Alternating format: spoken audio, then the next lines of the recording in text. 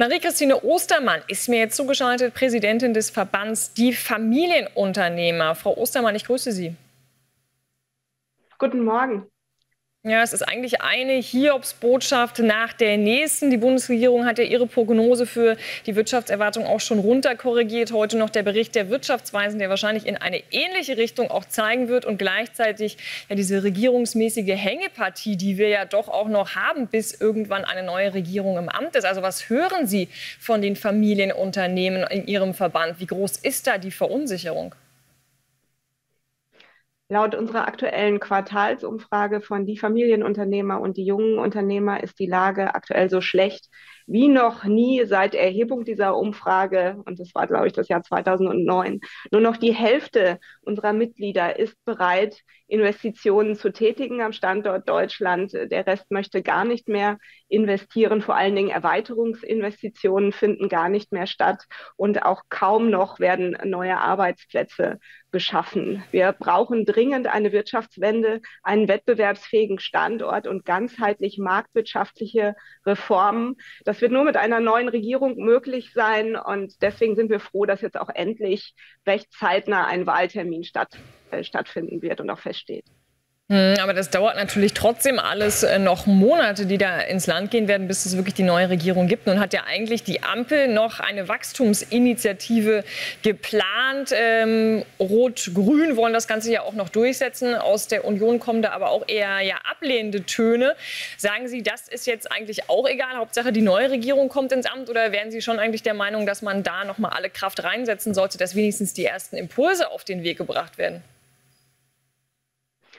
Am wichtigsten ist, dass jetzt zeitnah Neuwahlen stattfinden, dass es einen Regierungswechsel gibt und dass wir dann auch eine handlungsfähige Regierung haben, die eben nicht streitet und gelähmt ist, sondern die klar ganzheitliche marktwirtschaftliche Reformen umsetzen wird. Es kommt jetzt wirklich auf wirtschaftliche Stärke an, auf die Wettbewerbsfähigkeit unseres Standortes, damit Investoren wieder Vertrauen schöpfen und in unseren Standort investieren werden. Natürlich wäre es sinnvoll, falls das noch möglich ist, einzelne Punkte umzusetzen, zum Beispiel eine erweiterte degressive Abschreibung würde mehr, schneller Liquidität schaffen für die Unternehmen und weiterhelfen oder auch eine Senkung der Stromsteuer für alle Unternehmen. Aber es steht ja auch noch im Raum, dass versucht wird, eventuell sehr teure Rentenpakete durchzusetzen, wie das Rentenpaket 2, das dazu führen würde, dass die Sozialversicherungsbeiträge schon absehbar in 2, 3 Jahren explodieren werden, auf 45% des Bruttolohns für Arbeitgeber und Arbeitnehmer ansteigen würden.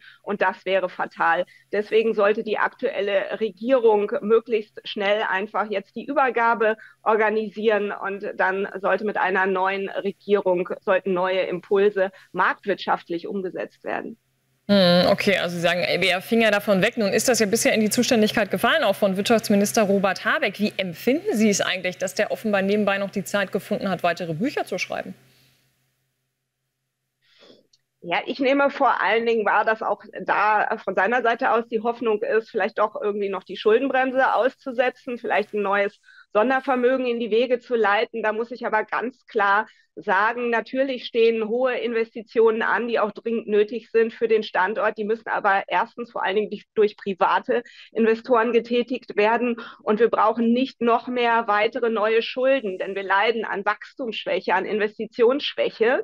Und wenn eben kein eigenes, tragfähiges Wachstum aus eigener Stärke gegeben ist, dann können wir unseren Standort Deutschland nicht noch durch weitere Schulden noch mehr belasten, sondern wir brauchen erst ganzheitliche Kostensenkung, wettbewerbsfähig, damit wir aus eigener Kraft wieder stark sein können. Und dann kann man auch über neue Schulden erst nachdenken.